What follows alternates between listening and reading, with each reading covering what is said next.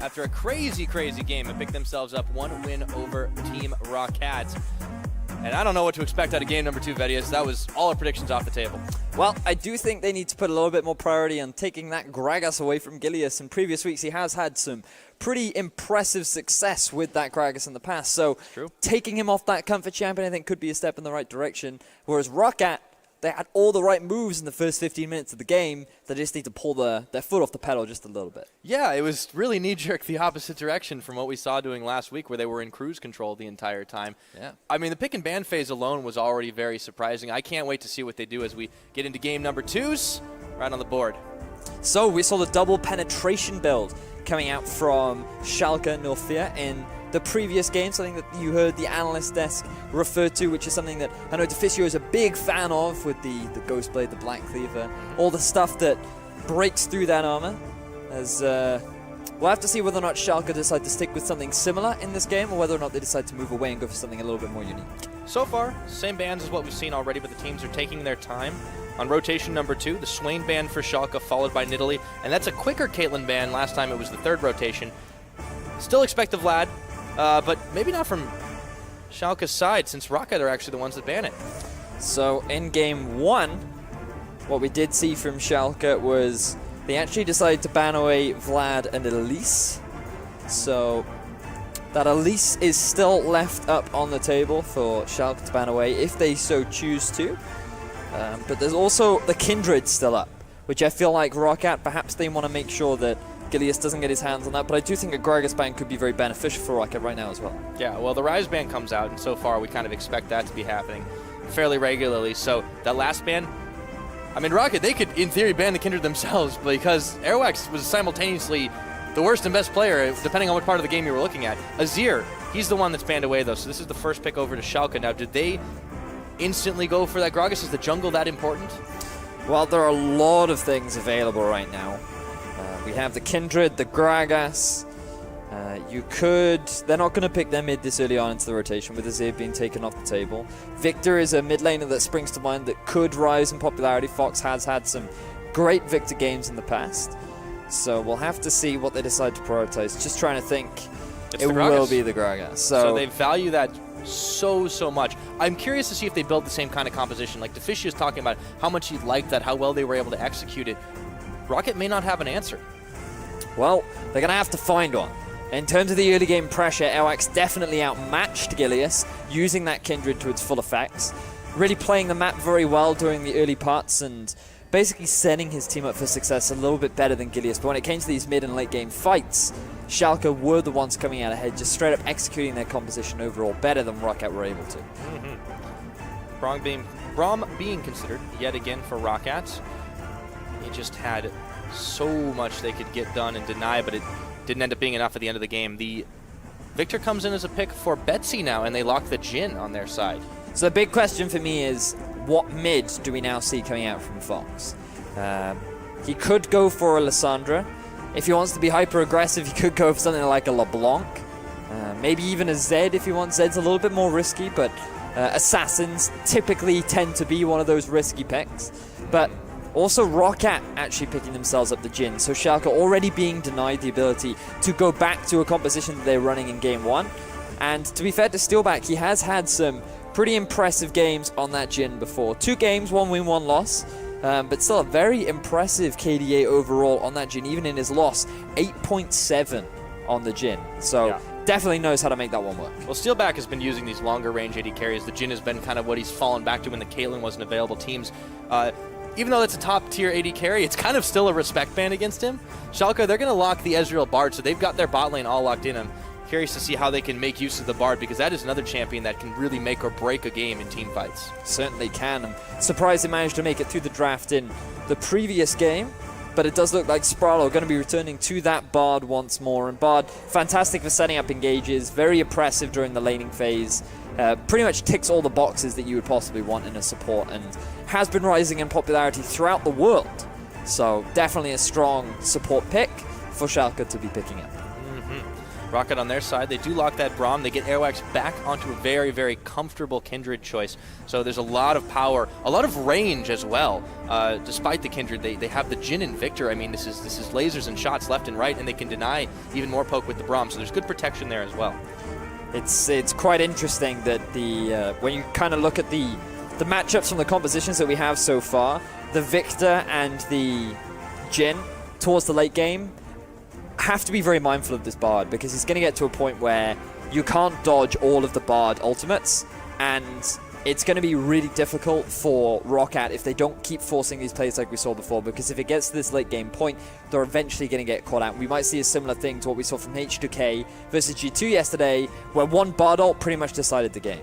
Yeah, and we saw what happened when Betsy was disrespecting with his summoner choice on Victor already. This time you could see he switched it over right as soon as they locked again. The Varus is the mid choice now for Fox, and they round out their composition with the Trundle. That is quickly answered by an Echo for Parang. So, just looking at the two compositions, Schalke pretty much going for exactly what they had in Game 1. Yeah. The ever so slight difference being Steve up in the top lane on this Trundle, going more towards that 1-4 as opposed to the heavy sort of engage that you get from the Gnar. But still, really good at disengage. The pillar, very obnoxious to get around. Right. If you have to run away from your opponents, really good at that. It's also actually really good follow-up with the Bard ultimate, because the moment they come out of it, they're going to have to run around, and it makes it very easy to set that one up. So again, a lot of pick potential available from Schalke and Roccat. They've drafted a little bit more poke, a little bit. They still have strong team fighting with the Victor and with the Jhin, and Braum is still going to be that very solid frontline disengage. A little bit curious about this Echo pick. We have seen it come out from Roccat in the past.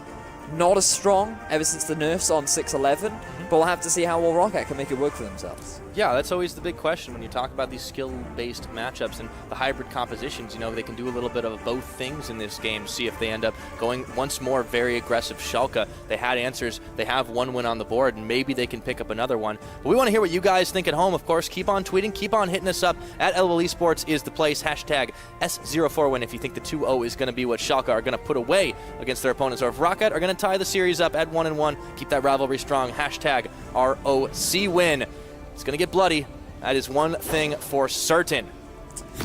And once again, the early game will likely be our priority. We want to see how both these teams look to try and set up plays during the early game. Once again, we've already discussed how Schalke do have a composition that will take a little bit of scaling. Won't quite have the same sort of double penetration, but you are likely to see the Trinity Force being picked up by the Ezreal. So since the changes to that, he is going to be quite a powerful pick, and I'm excited to see how Schalke can make this composition work. It's likely going to be very similar to what we saw in Game 1. Roccat, 4 members strong. We did see the scouting for the swap last time around. Fairly standard stuff. They send 4 members in, spotted on the ward, and Schalke scatter away. So Roccat clearly looking to see if they can spot the lane swap themselves and not maybe necessarily deal, or at least just get themselves a little further ahead early on. It's Roccat, excuse me, I'm talking about.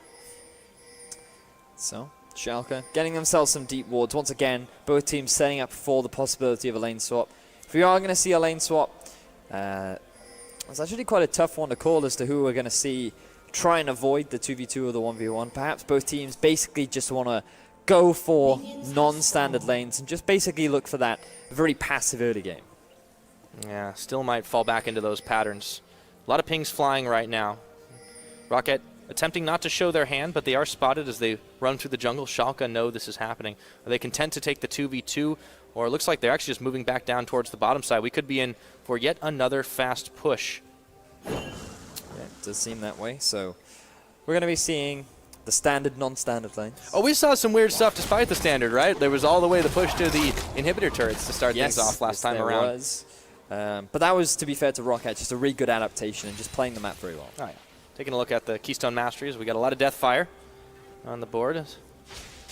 Of course, that's fairly standard when you talk about the Jhin, when you talk about the Varus. You want to add a little bit of burn to your long-range shots. So, it looks like we will settle in for those fast pushes. Schalke on the bottom side, Roccat on the top. As soon as they clear their jungle, they actually make a move quicker. Schalke sending 3 members very fast as Gilius was left to do the red buff alone. Yep. And you're just going to basically keep your duo partner of the jungle and top in the top half of the map, which is your strong side, because you have your bottom lane there. So Nothing too surprising being seen from the early game. Schalke will get a bit of a tempo advantage because they have hit this turret first, but overall it's not going to result in any massive net gain. The big thing to note is how Rales isn't going to have as much clear as the 3-man squad of Roccat, because typically when you're going for this lane swap, you want to be using your abilities to clear the waves, whereas as you can see from Rales, he's being forced to use his basic attacks, which means that you're going to be taking that turret a little bit slower, which will result in an ever so slight tempo. Slight shift. First dragon on the board. Speaking of a slowdown game, it's going to be Cloud. Have a very fun time seeing how long he lasts. Always break out your stopwatches for that one. So Steve will finally be able to grab this tower after bouncing around the wave. Roccat just about behind. Even on the heels, they actually have Airwax going a little bit further down into the jungle at the same time, but obviously staying on the strong side, both teams attempting to do that. We saw him stepping a little bit out of bounds in game number 1. Can only hope he's learned his lesson. So it does actually look like, because Schalke got to that turret first in the bottom lane, that's actually going to give them a big swing in tempo. And I wonder right now whether or not Roccat might look to try and revert to standard lanes, simply because of how much sooner Rales and Spraddle are going to get back to lane. Looks like right now that they are going to continue on with the lane swap, but just think of the huge amount of experience and farm that Steve is going to get off the back of this. This could result in a big problem for Parang moving forward. Yeah, Rales wasn't even able to, or was able to get there and grab a little bit more for himself as well, since they decided to send that 2v2 up to the top side and keep it that way, forcing Parang to back off. Still not wanting to take this 2v2. Braum and Jin steal back Raze.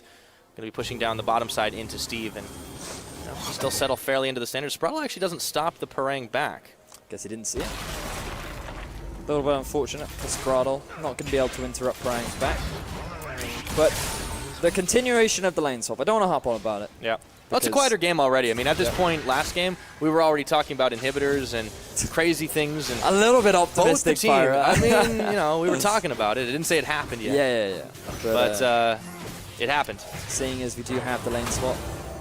Weather was pretty bad in Germany this morning. Is that what we've resorted to? All right, guys. Well, break out your lawn chairs. We've got something to watch for a couple of hours. Now, Airwax is going to go down and help accelerate this one. Obviously, Gilius has actually opted to hang a little bit closer to the mid. He could be coming up towards topside, but it's much slower. So Roccat have actually swung this a bit more in their favor. I was curious about this mid matchup, though, because last time they tried to influence it pretty heavily with the Varus, Azir, and Varus seemed to have the upper hand, especially with the help from Karma kind of coming in early on. But now it's been a very quiet affair in this mid lane, and I'm wondering which jungler is going to make the first move to try and tilt that scale. Yeah, the big problem for Gideon's in particular is it's a little bit harder to gank the Victor. From my personal perspective, obviously, different people would argue different things. But because of his gravity field, it's a big area of zone, or as I say that. Yep, he's going to do it, but that is instantly cleansed and flashed away. He still might go down, though. Piercing arrow, first blood, and that is picked up by the mid laner of Schalke. So they get themselves a small advantage and pad the gold pockets. So just as I wanted to talk about how the matchup typically goes a little bit better for the for the Victor, Betsy decides to end up overextending and getting caught out. So you can see Betsy trying to be aggressive by trading back and forth. Doesn't have any vision in the bottom half of the river and ends up getting collapsed upon. It's just a big misplay coming out from Betsy. This is something that we saw from him against OG yesterday, where he was just playing a little bit too aggressively, and Gideon saw the opportunity, took it, first blood to Schalke. Honestly, really quick reaction time from Gilius. Once he saw that opening to go for it, flash body slam, instantaneous. And even though Betsy burned both the summoners, yeah, there really wasn't much he could do at that point. Fox making himself look juicy, so the team working in tandem to get those baits out. At 6 minutes, that's our first blood. So, Schalke moving a couple members here into this bottom side, trying to establish a strong front.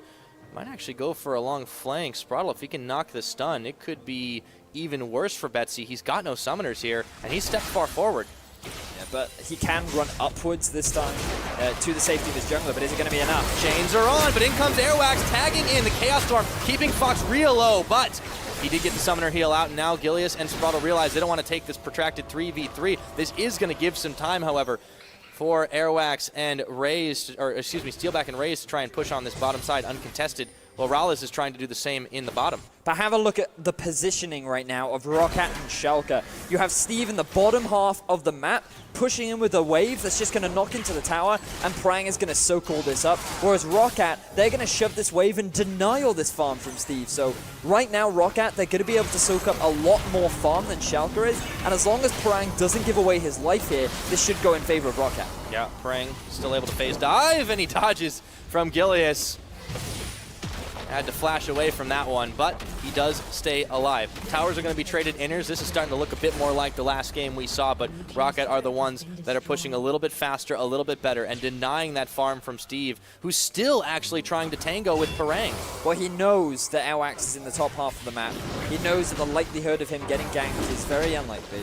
And with Schalke right now in a good position to take away this dragon, they're going to be able to pick that one up for free. So not as bad as it was before, but still, you have a lot of farm being picked up by Parang, whereas Steve is going to be denied it. And there were so many good opportunities right there for Schalke to really put Steve really far ahead because of how much of a tempo advantage they had in the lane swap. They didn't take advantage of it, and that's resulted in now Parang closing the gap that was created between both the top lanes. Schalke, they opt for the moment to get themselves the Constellation Dragon, and that one's cleared off the board. Next Dragon's Ocean, a little more useful. We've seen quite a lot of both already in this series. Yeah, so not too bad there. But how quick and how little hesitation. The key ultimates are really thrown out because everyone's starting to get them. Everyone's pinging up to 6. Roccat a little bit ahead on the curve. A lot of action attempted in the mid, of course, but really it's all been about manipulating these side waves and getting the fast clears off, giving the openings. Roccat, they just seem to be doing a little bit better, although the gold is pretty much dead even. So the thing that I actually like from Roccat is they're sticking to my mantra, which is the strong will push and the weak will receive. And often in lane swaps, your top laner gets denied a lot of farm, and to pick up those resources, what you typically want is your duo pair will always shove the wave up. That's just kind of how it happens, because it's safe for them.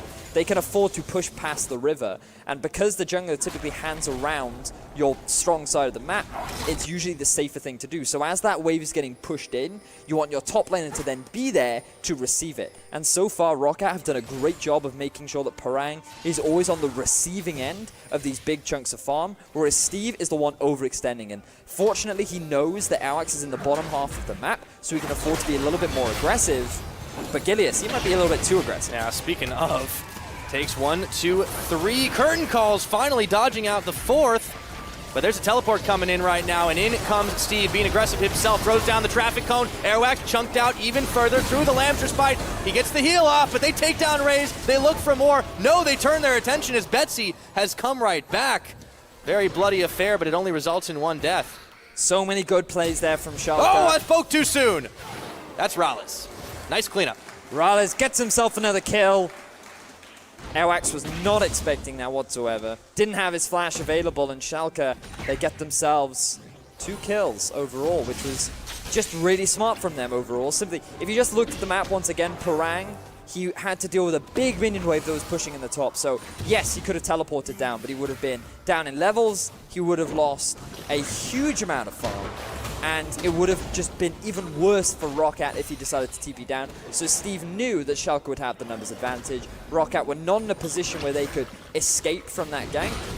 And Schalke end up coming out ahead overall. So once more, Roccat struggling in the early game.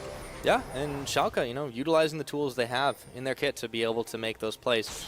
Steve, you know, they have the disadvantage when it comes to teleports at the moment, but look at the map. There's nothing to take. There's no dragon on the board for a few more minutes. No one's really trying to contest the Rift Herald, and because all the towers have been cleared so quickly, this doesn't really punish them in any way. So kudos to Schalke, getting themselves at 1,000 plus gold advantage right now, just trying to shove in Roccat, and you know, Rocket's still having a rough time in the early game, despite the last game being an outlier.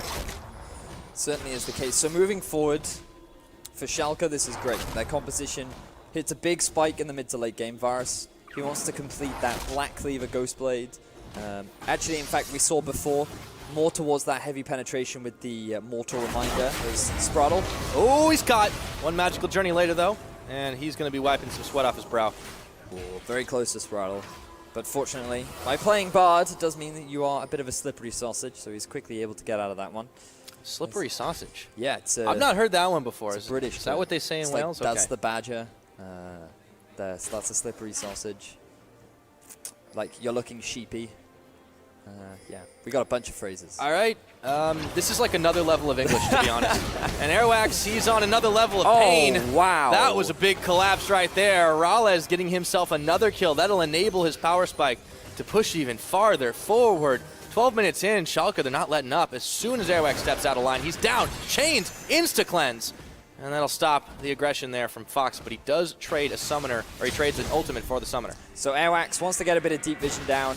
Because he's on the strong side of his map, he feels that he's a little bit safer. Feels like Raze can come up and provide that support if he needs it. Nope. But he was not expecting that immediate collapse coming out from Schalke. Gideus coming in from the flank. The binding from Spraddle just made for a very easy kill. And because of all this attention that Airwax is spending in the strong side of the map, it's resulting in Parang constantly being forced underneath his turret. Steve is so free to overextend and be as aggressive as he wants. And if he picks up this Rift Herald, he can just be even more aggressive. Yeah, it's going to be rough for Parang for a little while now. Once this one gets started, Airwax is actually right behind it. I mean, there's no reason for them to try and contest this, but at the same time, it's going to be so rough for Parang. Rift Herald's already down to about 3,000. The rest of Roccat are moving towards this bottom side. It's going to be Dragon in 50 seconds. And if they play their cards right, they might just be able to get here to contest it on the side of Schalke.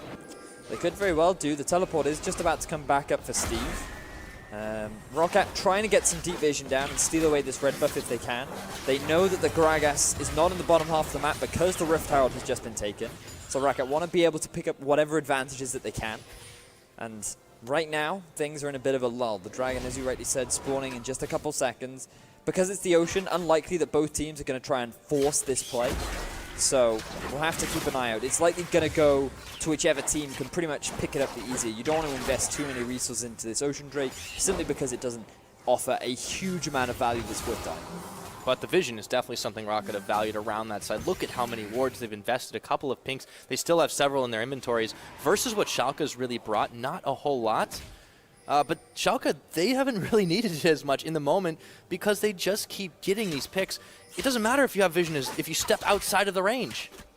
Certainly true. Schalke do have some fantastic picks, something that they made work very nicely in Game 1, and they're trying to repeat in Game 2. Why break something? Why fix something if it ain't broke? Yeah, I know that phrase, by the way. That's one we use on across the pond for sure. So Rift Herald, excuse me, that was already taken. The Skelecrab picked up by Airwax, and he doesn't die for it this time, even though a lot of the team have backed away.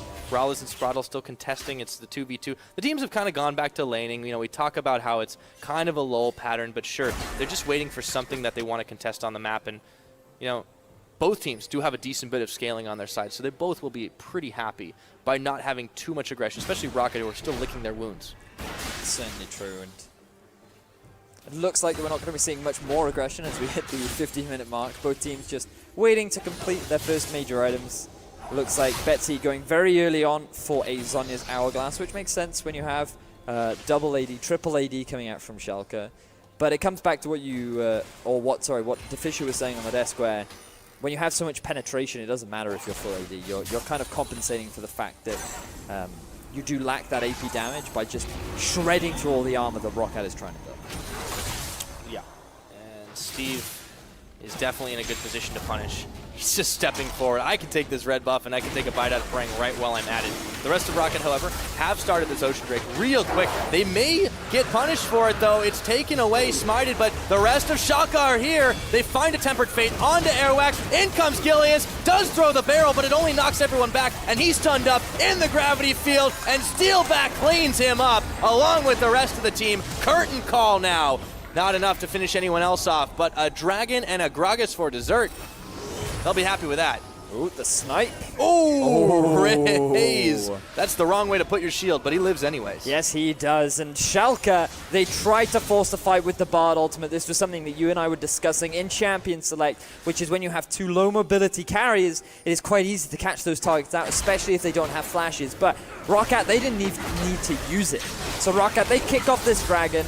They don't necessarily have full vision control, but they have enough to cleanly take that one away. Spraddle only lands the ultimate onto Airwax, but because of the ultimate from Raze, he actually prevents the disengage. And that pillar from Steve, I feel actually did more harm than good, because it made it so hard for the rest of Schalke to actually follow up on the initiation from Gideus, who didn't really get an ideal barrel, and because he was somewhat left up a creek without a paddle, it was easy for Roccat to clean up that fight. Yeah, and Schalke could have certainly lost a lot more. They did manage to get a bit of parting shots on the disengage, but just not enough to clean up any kills. So Roccat, they get a little bit back for themselves. They have to be feeling pretty happy with that play. Schalke, though, not letting up an inch, continuing to push down on this bottom side, but they might be stepping into a hornet's nest if they don't watch their backs.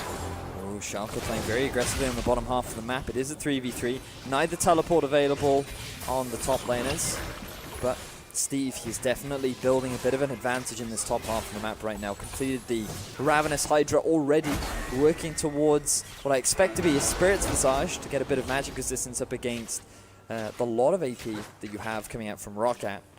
And I just really want to keep my eyes on how Steelback is doing on this Jhin, because he did have a fantastic game one. And so far, 1-0-0, 165 CS, completed the Ghost Blade, playing pretty well. Yeah, he's definitely ahead of the Ezreal right now, and he even manages to dodge his way out of the Tempered Fate. Walking, stepping, nice and easy. Walk softly, but he has a big gun to carry, that's for sure. 18 minutes on the clock. Ghost Blade popped for Fox, but he runs back into Airwax. It's fine. He's got friends. There's the Lamb's Respite. Airwax is going to live through it. Ray steps right forward, and Betsy hops and lasers, but he can't find the kill. Double summoners used by Fox to get out of that situation. Ambitious flash from Betsy, but he does get the return flash out from Fox, which now results in Fox having no summoners available. Something that he's going to have to be very mindful of when going up against Parang, who's going to be looking to dive onto that backline whenever he sees an opportunity. But Airwax, really aggressive plays coming out from him. 2 versus 1. He knew that the rest of Roccat were coming in for the collapse, but he bought enough time for his team to join, provide the support that they needed, and they're actually able to force Schalke away from that tier 1 turret in the mid. That's what's just been so critical about this team. Airwax trusting his team to be arriving right on time, and when they have started these fights, it's looked seamless. They've not been able to execute 100% of the way, but to start them, they've definitely got that down to a pattern. And Roccat, you know, they're looking like a stronger team than last week, despite the loss we saw. Maybe Airwax trusts his team a little bit too much, and often when he goes to these hyper-aggressive team fight starts, he's just like, team, I know you'll follow up with me, and the rest of his team is like, wait, what, you're going in? But they do follow him. Eventually, after he sometimes gets caught out, which is why right now, sitting at 0-2, not the best way to start off a game, but still, Roccat, they're not out of it yet. They are only at an ever so slight deficit. They do still have a pretty good team fight comp, and if they get more engages like they had around the Dragon, where they get a fight in which suits them, one in which they can actually be the facilitators and they set it up for themselves, then there's no reason why they can't come out ahead in this team fight. Yeah, but still have to be very wary of the power that Schalke are bringing as the fight gets on. Spraddle right into Raze.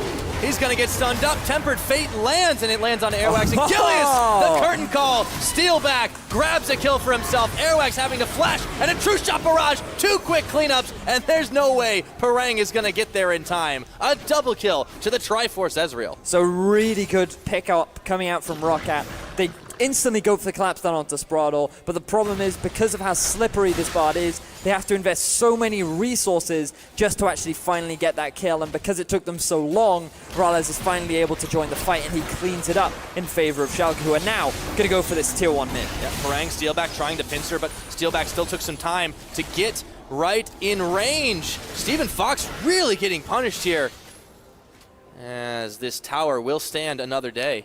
I thought you called them Stephen Fox, and I'm like, oh, is he famous? Stephen Fox? Actually, to me, it sounded like it was a really, really good sitcom. Yeah. So if this whole Schalke thing doesn't work out. Anyways, let's see the fight again. Raze steps right around and preempts the magical journey. I love this move. Yeah, really smart from Raze, but unfortunately just the positioning of Gilius to prevent the ultimate coming out from the Jhin means that it just takes them a little bit too long to finally get that kill. Oh. They can't go for the disengage, and then the exhaust, little bit too late from Raze, and it just means that Rales gets all the damage down that he needs. He's now 4-0-1, sitting on a Trinity Force, and already Rales having a great way to kick off this game. Yeah, Steelback's definitely doing pretty hot himself, but you know, if you're going to be looking at 4-0 Ezreal, you've got to be happy with how this game is shaping up. We're 21 minutes in, Baron's been live, and obviously every prediction for when are they going to take what objective, it seems to have been off the table from last game, but things here a bit more standard as the next dragon spawns. It is in fact Ocean once again.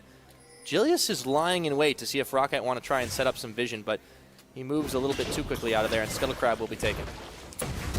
So, setting up for this next Ocean Drake, Schalke shoving in the bottom wave, forcing Roccat to have to deal with it so that Schalke can make this Dragon acquisition just a little bit easier. Teleport unavailable for Parang, but is up for Steve. So I think Roccat, they just need to concede this Dragon, because if they try to fight it, they're not going to have the support of their top laner. And, don't concede the blue buff, though. Yeah. Fortunately, Roccat, they're able to give themselves the blue buff, but they don't get the blue buff onto Betsy. Everyone's still playing with fire, though, man. He steps real far forward on that one. Manages to get it down, but they're going to have to give up the Dragon, as you say. So, we've got one Air Drake, one Ocean Drake, but now the third one goes over to Schalke. Still in the top side. The top laners locked in an epic struggle for eternity. Steve having the teleport advantage very momentarily, but as you said, there was really no way Roccat were going to be able to contest that buff. And have a look at Gilius' scoreline. 1-1 and 5. 100% kill contribution right now. And we talked about how maybe Roccat should look to take him off this pick, but they decided not to. They haven't been able to answer it, and so far Gilius is demonstrating once again why Gragas is one of his go-to champions. He can just be so aggressive on it and setting up fights. We talk often about Gragas being a enabling, disengaging champion, but there's something to be said for the flash body slam, flash ult. He's just had so many fast moves, and you know, I mean, just looking at Gragas, you wouldn't think him able to move that fast, but Gilius has got those quick fingers. Certainly does. Decided to actually pick up the Ionian boots, so he wants to get a bit of extra cooldown reduction in his kit to enable himself to go for those picks a little bit more often. Has that extra bit of mobility, being able to use that body slam a little bit more regularly. And has also decided to pick up a very early Randuin, so wants to be dealing with the damage coming out from Steelback, who has decided to go for an Infinity Edge second, so wants to be dealing a lot of damage. Yeah, well, I think everybody really wants to deal damage, but you're right, the build certainly allows it. Rales, of course, on the Trinity Force Ezreal, coming much more back into vogue, and right now, Schalke, they're still on the offensive, moving into this top side as a unit, but not everyone. And Steve is actually isolated here as Parang and Airwax look to chase him down. He takes a bite, turns away from the parallel convergence, seeing if he can get his way out. Has to burn flash at the end of the day, but he will be able to walk out, or hobble, as it were. The thing is, what is Schalke now going to do to try and punish the fact that Roccat have invested 2 members down into the bottom half of the map? There's not really a good objective for them to take. And right now, teleport coming in from Roccat. Yeah, Steve going a little bit low. Flash in. Parang wants to phase dive on. Drain changes attention over to Fox. Chains the corruption though. And Airwax was in the front tanking too many shots. No one goes down, however, and Roccat, sensing the danger, back away before they take any more unnecessary damage. So just a couple of summoner spells used. Parang throughout the teleport, wanted to try and set up the flank for his team, but unfortunately there was just too much disengage on the lineup of Schalke, and right now Gilius. Oh, it's Airwax. He gets knocked in and Spraddle claims the kill.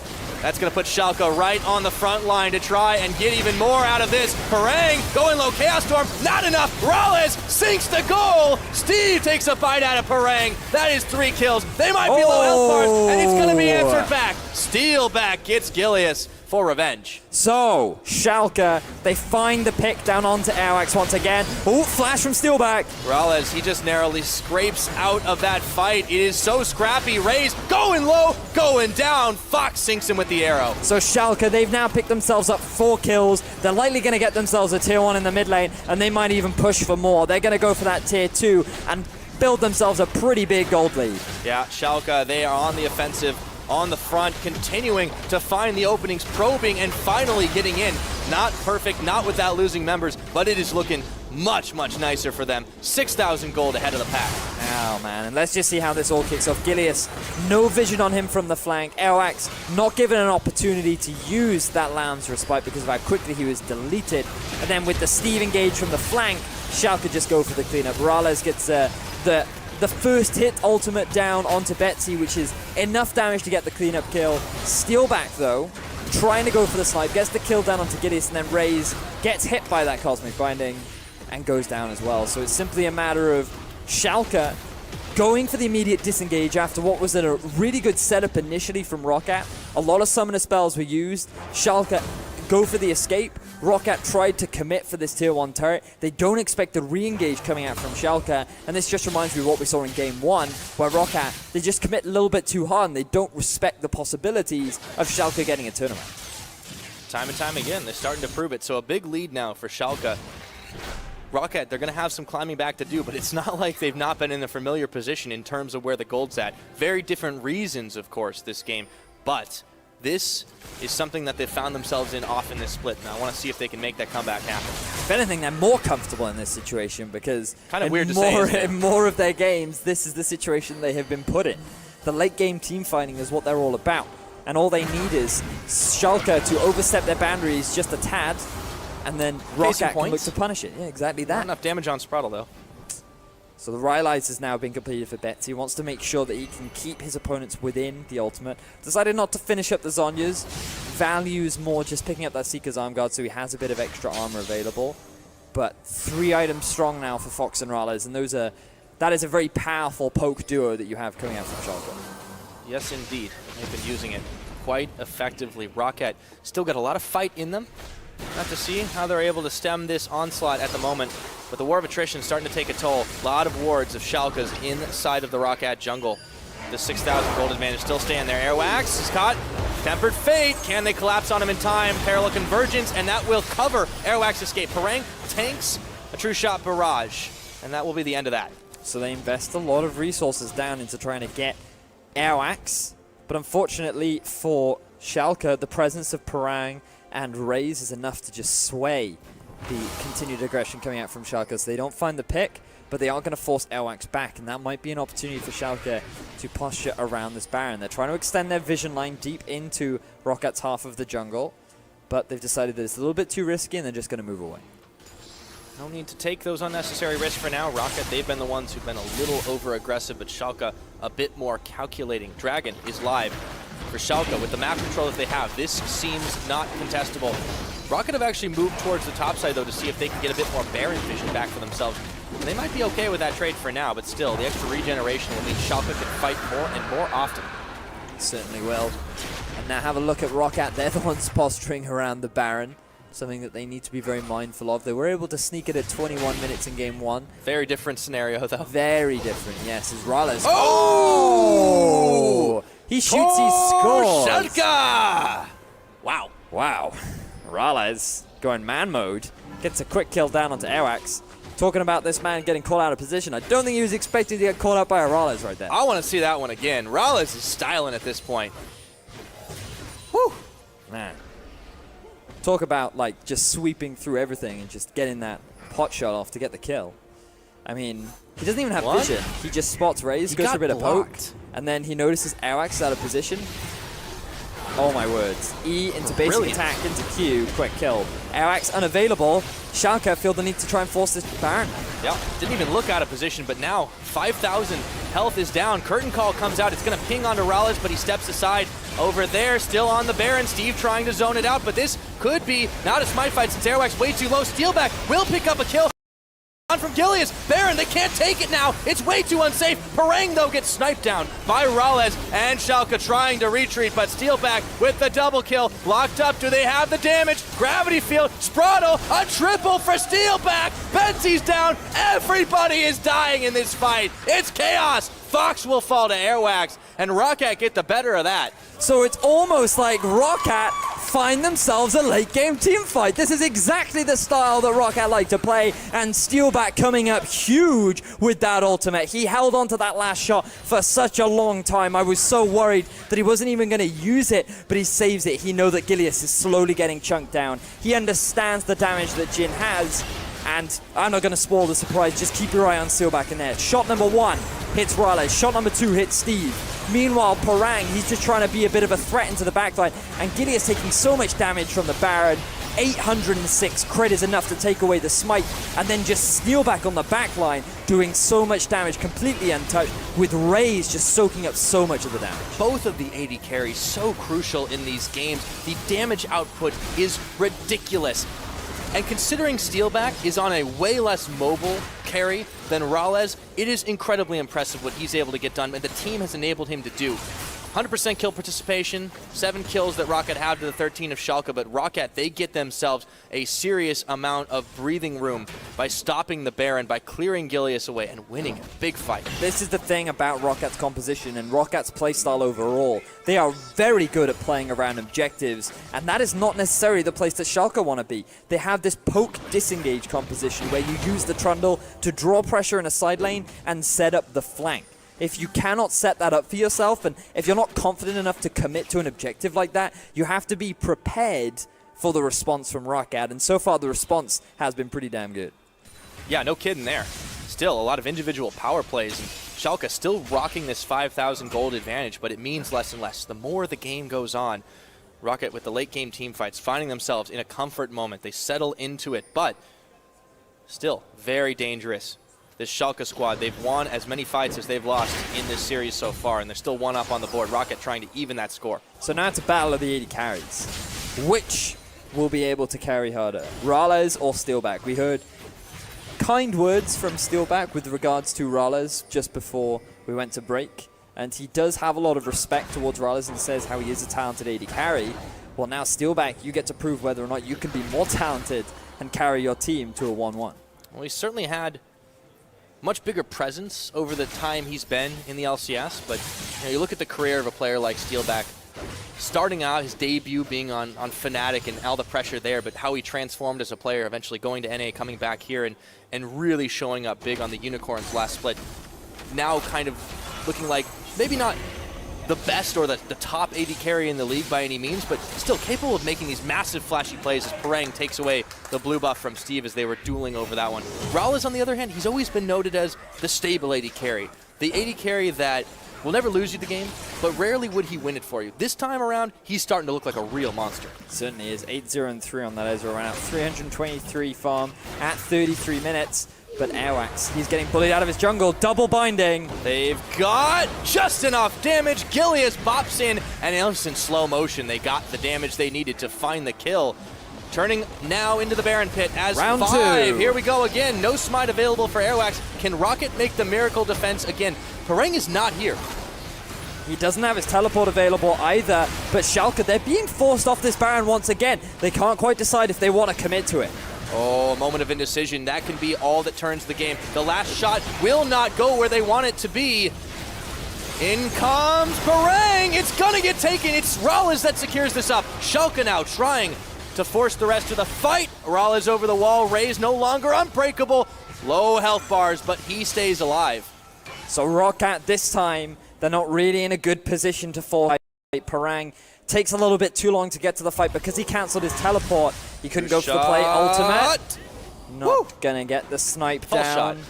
But still, Roccat gave away the Baron because Airwax gets caught out of position once more. I feel like this is a phrase that I have a tendency of repeating. 1-6-2 right now is really a big part as to why Schalke are able to get these leads. And it's what's giving Schalke such a big advantage in this game. Talk about big advantages too. Now they can start on this Elder Dragon. Airwax is finally up. Roccat have the option to collapse, but this Dragon's falling fast, and with the Baron buff, they do not feel like they want to dive into this one. Parang throws the Time Winder, instantly stunned. Dragon's taken away, secured again by Ralles. The fight is now on. Steve is caught and locked in the middle of it all, but Airwax, he's only got the Lambster spotted himself, but it's a fight on two fronts. Ralles secures the kill on that side, while Parang is isolated, but he turns back around. A double kill for Ralles, looking for more. They land all the damage, and it's only Steelback left. That's not going to be for long. Gilius with the barrel, the arrow to finish the job. It is a 5-4-0. Big goal for Schalke 04. And Schalke, with that Baron buff, with the Dragon buff, are easily going to be able to break into the base of Roccat, and with the very long death timers, they may very well be able to close out the game. Looking for all the damage, looking for an end and a 2-0 on the game. They so badly want this. It's going to be the inhibitor. No one up for 10 more seconds. It's only going to be Razor Airwax. They've got enough time to finish this one off. And what a hard-fought victory it was. Schalke coming up huge. Roccat, kudos for playing a brilliant game. But the end score is going to be 2-0 to Schalke 04. Schalke, they get themselves a 2-0. A desperately needed 2-0 as well, given They were sitting at 7th place. Now going to be getting those 3 points, moving up in the standings at this point in the split against a team that we have considered a very solid middle-of-the-pack team is only a positive thing for Schalke. The hype building up from week number 1, the acquisition of this team by the Bundesliga club. And it kind of fizzled out a little bit in week number 2. They weren't able to find the wins that they needed, but now taking on Roccat, who came into this game with such a clear plan, shore up the early game aggression, make sure we can take the same fights, but still there. Airwax getting caught out, but still setting up a lot of plays for his team.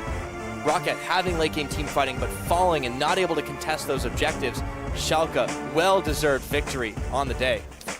Yeah, what we saw from Roccat were glimmers of hope. At least they were improving, but we saw a lot more early game action from them in game 1 compared to game 2, where that's for sure. They just kind of reverted back to their old ways. They tried to wait for a late game team fight, and they definitely found a few opportunities, but usually those fights were forced off the back of their getting caught out.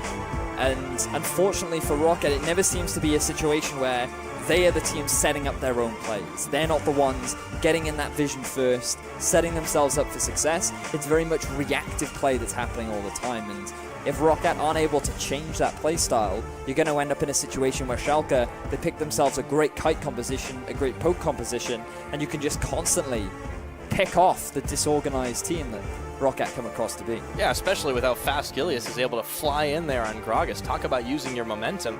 But, you know, really impressive team play all around. And looking at this game with two teams that were sitting on the lower end of the middle, really just kind of hovering there, 5th, 6th, 7th, it means, you know, not as much when you're 1 point separated, but now a big statement from Schalke to say we are the stronger squad, and a well-earned 3 points to them as they can walk very, very happy with today's results. They certainly can. Have to be honest, very impressed with how Schalke executed. The fact that, okay, they had a bit of a misplay with the Baron, but overall... Nobody's perfect, Venius. Come on, man. Their early game was very good. They played the map very well. Their picks, their setup, punishing the mispositions of Roccat was fantastic. And this Gragas on Gilius, this is why we wondered in week 2 whether or not it would be taken off him. Gilius didn't have the best performance in week 2, but it seems to be that he's back on track, especially on this Gragas. The ability for him to make plays and set his team up for success seems to be exactly what Schalke needed. Yeah, it's kind of an interesting mirror on both these teams, actually, the jungler and key picks being so quintessential to what they're able to accomplish. I mean, again, even though they lost 2-0, and even though Airwax was a big part of them getting caught out, he still set up some really, really incredible plays, in particular in that game number 1, that honestly could have swung either way. Certainly could have, and it's just it's so upsetting for Roccat. It's heartbreaking, really, to go down to that really doesn't speak to how close this series was. Yeah, I would argue that the second game was a little bit more one-sided towards Schalke, who seemed to just have a little bit more control. They just seemed to be more confident in their composition, what they drafted. It was very similar to what we saw in game 1, Absolutely. and it was clearly a composition that they had practiced a lot and had come into this game fully understanding what they wanted to do and how to execute on it. And it's just unfortunate that Roccat, they couldn't do the same thing. Yeah, well, Schalke, more confidence means a more win. Well, we're going to hear a bit more from that as Pulse is going to be taking some talks with Mr. Rallis. Thank you very much, Pyra. And I am here with Mr. Rallis. I'm actually very happy I'm sitting down with you rather than standing up because the height difference would make it very difficult for me. First off, in that game, obviously the first game was very rough for you guys, but putting it back in the second one as well, looking even more confident for the 2-0. What kind of happened that you were able to punish the mistakes from Roccat there? I'm not sure, to be honest, because our team play is really bad at the moment. I think, honestly, we're just better players, and that's why we won the game. Okay, so I kind of want to look at you guys through the last couple of weeks because first week we saw you just came out of the gate swinging, just beating up everybody, then you kind of took a dip. So what happens over the last, at least the last week and yesterday's games? I think our team play is the main problem right now. We're getting out-rotated, outplayed, and our vision control is just really bad, and we don't really follow our game plan. We don't play to our comp strengths, and then we just lose every game because every team knows how to do this. So you just named a lot of weaknesses. What's the biggest thing you need to specifically work on? What is the building block that you need to build moving forwards? I was saying our main issue is that we don't plan anything. We should plan stuff and use our waves, and when we know we are stronger, then we should just go. And our problem is that we go in, and then when we're in there, we are not kind of sure what we should do, and when we just end up doing nothing, and then we just slowly lose the game, and that's the problem. Well, at the moment, it seems like you do have a game plan moving forward, so hopefully that will work out. I do want to switch the subject to talking about kind of the ADC meta and how that's evolved, because we're now seeing like Ashe come out and Jhin as well, but you also picked Ezreal. So where do those new picks fit in, and when do you just default back to like an Ezreal or a Caitlyn? Well, I think right now Caitlyn is the most broken champion in as AD carry, and all the others you can kind of just play. I think Jhin is really strong if you have long-range mid lane, like Assia or Varus, because you can use the W. And Ezreal is just good overall because he scales really well, and I really like it with Triforce. And Ashe is good if you need hard engage. So you can kind of play whatever you want as AD carry, but obviously Caitlyn is the most broken. Oh, very interesting. Thank you very much for the insight, and thanks for the interview, and congratulations on the win. We're now going to send it over to the Owls desk to take a look at the game. Thank you so much. Very introspective words there from Rallis. And you guys definitely wanted to jump immediately on the Caitlyn Jhin prioritization discussion. Yeah, I'm just so happy the way he explained the point. Yeah, Caitlyn is fantastic. She's very strong. She Broken works is in what basically, he said. he said broken, yeah, that's true. Works in almost any composition except for when she wants to sit mid lane and like a Victor is taking up that space. It can be a little bit tricky. But the Jhin point is especially what stood out to me, and I really agree with his point how Jhin is great if you have like long-range mid laners like Azir and Varus who can set him up, because you need something that can land. You need someone who can land long-range damage to then make sure when you W someone as Jhin, you get the snare. Victor does not have long enough range to do that. Yep. So in this composition here, I felt like both the Jhin, and I'm even going to add in the jungle pick in the Kindred, they were completely out of place. They didn't fit together at all. Yeah, Steelback was really looking for somebody to help him proc that Deadly Flourish. And in other compositions, we've seen it just work so beautifully. Here, there wasn't anything there. I think Rocket's draft, again, It's bad. they got outplayed and outdrafted by Schalke. If we go into a couple examples here, Schalke opens up with the Gragas pick, right? That is the first top-tier jungler that they pick up. Then Gilius still opts, then Roccat still opts into the Kindred on Airwax, which is traditionally a counter pick. Gragas, can knock you out, as opposed to maybe going for the Rek'Sai that could set up the Jhin, have more frontline, keep the fight busy to allow Victor and the Jhin to enter the fight, because they had so many issues getting there. They got outranged, outpoked. By the time they got into the fight, it was almost always over. Yep. You guys mentioned that you feel like Nif's draft, so the coach, have been better overall from looking back to what Elements used to draft? Well, yeah, I do think so, because I think Schalke has a much better understanding now of how to actually combine multiple roles and multiple picks together, like the Jhin with Azir and Varus as an example, drafting early Gragas as well, because it's actually been one of the picks Airwax has used in the past. So take that away and give it over to Gilius, so he's on a big frontline tank where he doesn't need to make big plays early game. I think that's super smart and smart by Nif.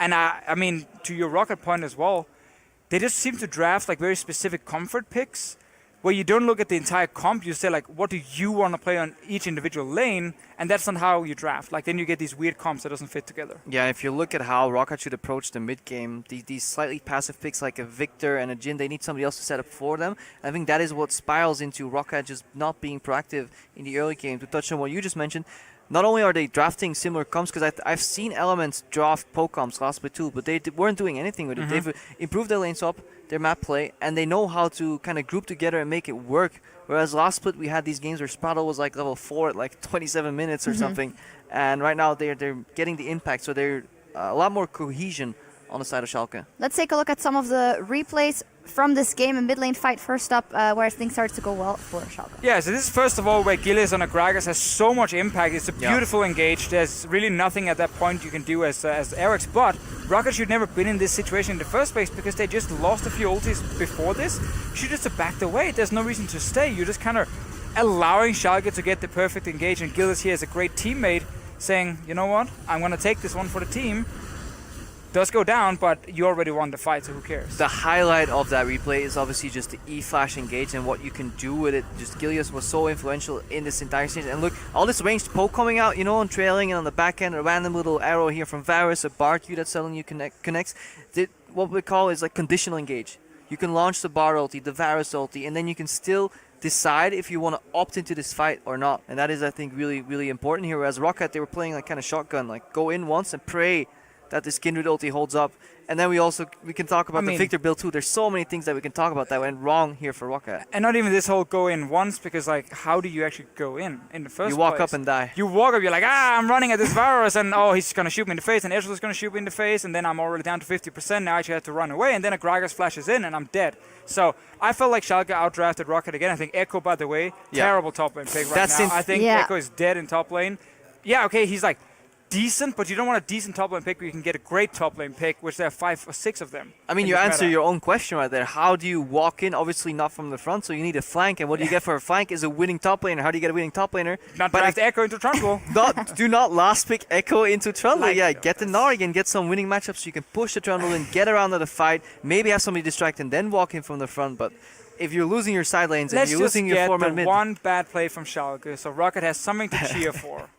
Right? I guess we have our little Baron play here. So this was obviously the highlight for Roccat in this game. There you go, Crepo, take it away. It's just the weakness of a poke comp. Their biggest advantage is range. If you lock yourself down by being stationary at an objective, then you start messing up. And then things go wrong. And our producer is telling us to rap. So you got something, Crepo? I'm a big Eminem fan, personally, but I don't think that's Rap God. a different rap. Okay, yeah, we have to wrap up here. That was the last replay. Apparently, no, we're still gonna crown a player of the game. We're not wrapping up. Gilius, for all the flack we gave him, he did step up. You guys really love Gragas. I heard that here as well as a jungle. #1 pick for sure for you guys, but Gilius still played good. Hard engage. Not the #1 pick for sure, but it's a great pick in the jungle. I mean, hard engage. He's a tank, and he has Oktoberfest skin. What you're saying, it has nothing to do with Gilius. No. Gilius played well. I like Gilius when he's not trying to solo win the game for his team, because I actually think that's what Airwax is trying to do for Roccat in the early game, and that's why they fall behind. This time around, Gilius has played well in team fights. Great performance from him, honestly. And again, it's what Schalke needs. And it's important for Schalke when they play these middle-of-the-pack teams that he shows up so they can win these games, because that's how you make top 6. You're not going to win the split from it, but you make top 6. It's all we care about. So Schalke 2-0 over Roccat. To go back to Roccat was, of course, wearing the Dortmund jerseys, trying to tilt Schalke. It didn't work. And it's actually the inverse in the Bundesliga, because BVB or Dortmund is actually in 2nd place and Schalke is in 5th. So at least Schalke gets a bit back here on the Rift as an instant thing. Apparently, it's a running joke that Schalke will never win anything in the Bundesliga. I think you pissed off a lot of people right now. I actually really like Schalke. I've been a fan of Schalke since I was like a kid, because they used to have a Danish striker. Do you hear it's backpedaling? No. There's a Danish striker called Ebbe Sand, who's like, he was a god for Danish footballers here. And he used to play for Schalke for many, many years. And he was like the best striker they've had since Hondeland. There was actually a great soccer player from Belgium there. Soccer? Okay, you're done. Yeah, over on stream, you will see us one, guys. For my American viewers, great Belgian football player there. Nico something, but my friend had a t-shirt of that player. So Schalke, big fans here. Right, but we're going to check in with some League of Legends. Over on stream, EU LCS 1, G2, they had a 2-0 over the Unicorns of Love. Unicorns of Love actually didn't do that bad in the early. They even got a Baron, but in the end, G2 just took over.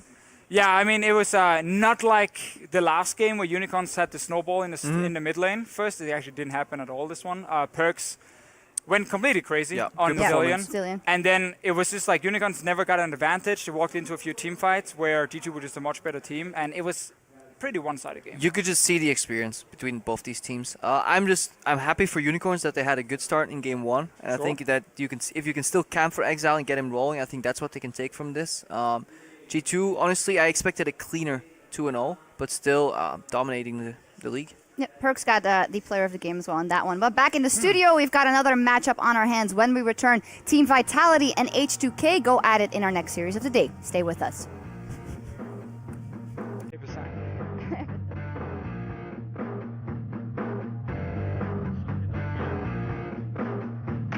In comes Gilius, does throw the barrel, but it only knocks everyone back, and he's stunned up in the gravity field, and Steelback cleans him up. On Airwax, and Gilius, the curtain call, Steelback grabs a kill for himself, Airwax having a flash, and a true shot barrage, 2 quick cleanups, Frang going low, Chaos Storm, not enough, Rales sinks the goal, do they have the damage, gravity field, Sprado, a triple for Steelback, Betsy's down, everybody is dying in this fight, it's chaos. Schalke coming up huge.